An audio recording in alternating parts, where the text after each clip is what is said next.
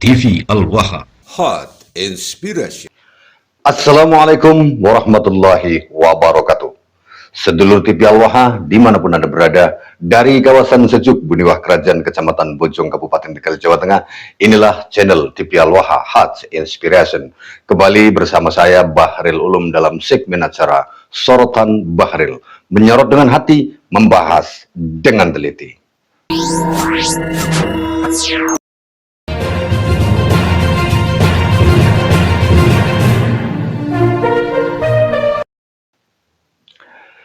Sedulur TV Al-Waha, hari-hari ini kita masih disuguhkan oleh peristiwa besar di wilayah Negara Kesatuan Republik Indonesia tentang sebuah bencana di Sumatera Utara, Aceh dan sekitarnya.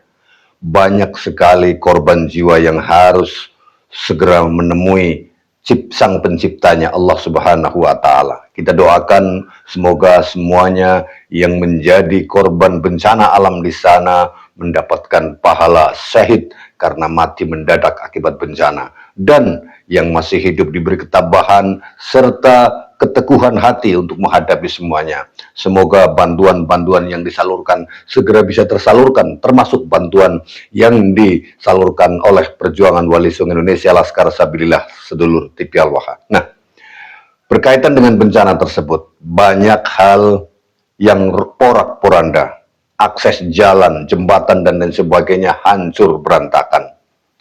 Lantas apa kaitannya dengan video ini, sedulur TV Al-Waha? Dari banyaknya tayangan baik di video-video YouTube ataupun medsos lainnya atau di televisi, banyak kita melihat jembatan-jembatan yang rusak, hancur berantakan, terbawa banjir. Dari sini saya ada inspirasi tentang tersambungnya para Habib-Habib yang mengaku sebagai dzurriyyah Rasulullah Shallallahu Alaihi Wasallam. Jadi nasab Habib itu ibaratnya jembatan. Kalau Anda ibaratnya memiliki sebuah armada perjalanan biro travel wisata ziarah, kemudian Anda mendapatkan job untuk mengantarkan ziarah satu rombongan, satu bis berisi 60 orang. Anda sebagai supirnya atau Anda sebagai pemimpin ziarahnya, membawa 5 bus dengan satu busnya 60 orang, berarti ratusan orang yang mengikuti Anda. Nah, ketika Anda melewati jalan, mau menuju ke sebuah tempat ziarah di makam wali A, jalan terus, tiba-tiba di hadapan Anda ada sebuah jembatan. Jembatan tersebut Anda berpikir, ini kayaknya kuat enggak ini? Jembatannya itu aneh, tidak seperti jembatan pada umumnya yang kuat. Nah, maka ketika Anda melewati jalan yang hendak melewati jembatan tersebut, Anda pasti akan berhenti. Karena ada kekhawatiran, kok ini beda sekali jembatannya dengan jembatan yang biasa kita lewati. Terlihat tidak begitu kokoh. Anda sebagai pemimpin jamaah, turunlah. Memeriksa jembatan itu. Ini jembatannya meragukan. Supirnya juga lihat, ini jembatannya meragukan. Saya khawatir kalau saya melanjutkan, ini nanti jembatannya justru ambruk bagaimana? Kan berbahaya untuk semua jamaah, termasuk bis saya. Nanti rusak ini bisnya. Kan gitu. Nah, kemudian Anda sebagai pemimpin jamaah melakukan penelitian terhadap jembatan itu. Jembatannya terlihat kokoh, tapi meragukan kekuatannya. Karena di atasnya tidak diaspal, misalkan hanya papan kayu. Hanya papan kayu, tidak diaspal, sehingga ada kemungkinan ketika dilewati bis dengan penumpang 60 orang tersebut bisa patah di tengah jalan. Akhirnya Anda melakukan penelitian dan hasilnya adalah meragukan. Ini tidak bisa dilewati jembatan ini. Kurang yakin, maka sang supir meminta orang lain untuk meneliti jembatan tersebut. Seorang tukang bangunan yang biasa membuat jembatan, kebetulan ada di situ jamaahnya tukang bangunan. Turunlah si tukang bangunan itu, turun melakukan penelitian terhadap konstruksi jembatan yang ada di depannya.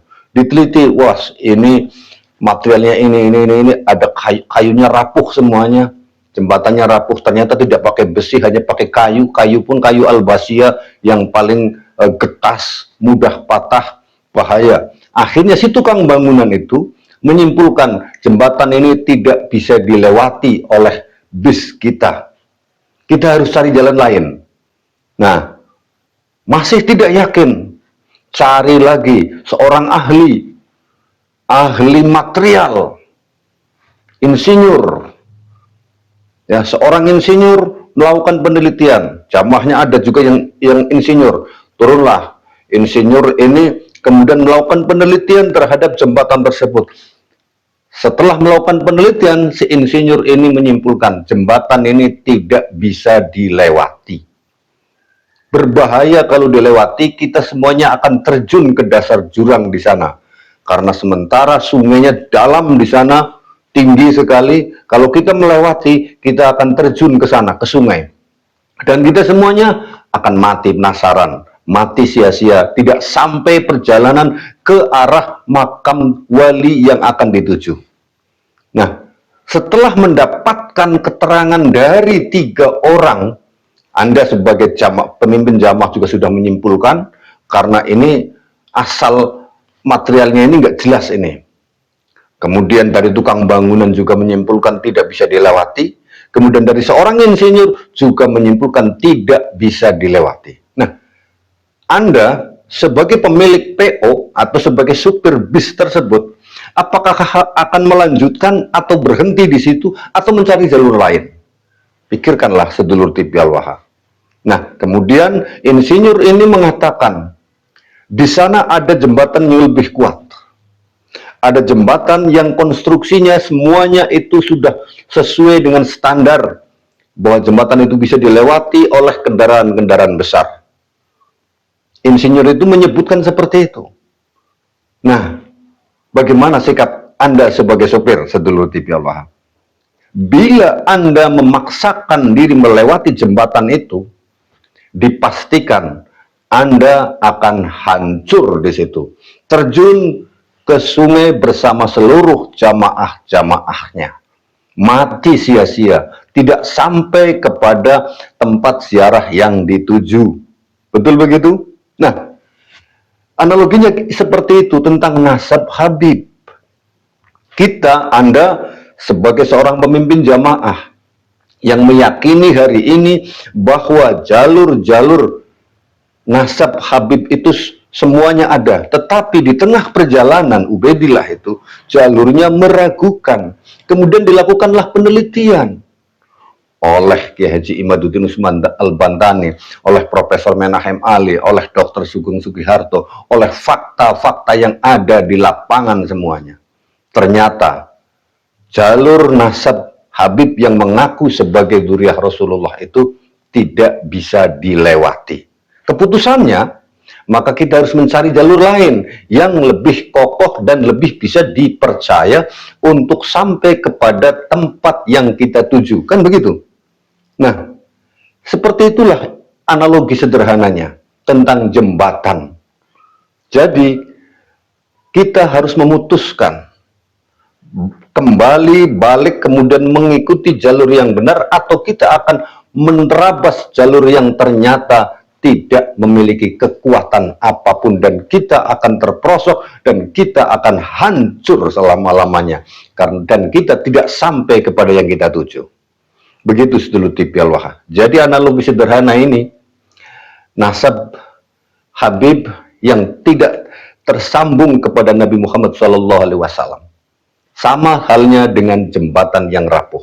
Sekarang pertanyaannya, ketika Anda sebagai sopir memutuskan untuk tidak melewati jembatan itu, yang berhenti memutuskan itu siapa?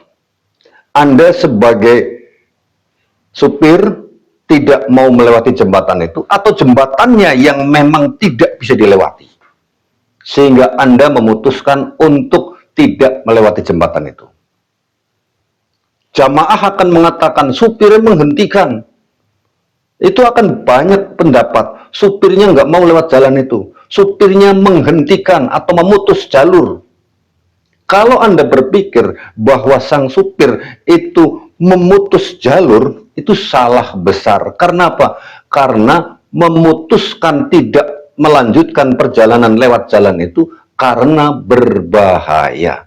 Karena apa? Kekuatan jembatannya tidak dimungkinkan, pasti akan membawa kehancuran, pasti akan membawa kecelakaan. Coba bayangkan 6 bis melewati jalur itu belum 2 bis saja, 1 bis sudah terjun ke bawah, yang lain kan nggak akan melewati. 1 bis pertama hancur terjun ke dasar jurang, di dalamnya sungai besar, hancur semuanya. Artinya apa? Artinya bahwa Kiai Imaduddin Usman Al-Bantani dan kiai-kiai lainnya yang sedang menjelaskan tentang terputusnya nasab Habib sebagai keturunan Rasulullah bukan sedang memutuskan. Kiai Imad dan kiai-kiai lainnya, termasuk saya pribadi, saya Kiai Imad tidak sedang memutus nasab Habib, tetapi sambungan Habib-Habib itulah yang tidak kuat sehingga kita memutuskan ini tidak bisa dilewati. Kita putuskan, kita beralih kepada jembatan yang lebih kokoh, yang lebih meyakinkan dan bisa dilewati oleh kendaraan berat. Jadi seperti itu, ya, sedulur TV Al-Wahab. Jadi bukan Kiai Imad atau kiai-kiai lainnya yang sedang berbicara tentang masalah nasab ini yang memutuskan.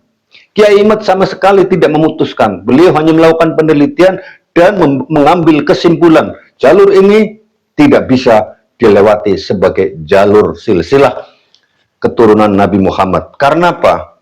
Penelitian, hasil penelitian ibarat jembatan yang terbuat dari kayu albasiyah, besinya besi kecil-kecil semuanya, materialnya pakai papan kayu, sehingga hanya bisa dilewati oleh jalur-jalur jalan kaki.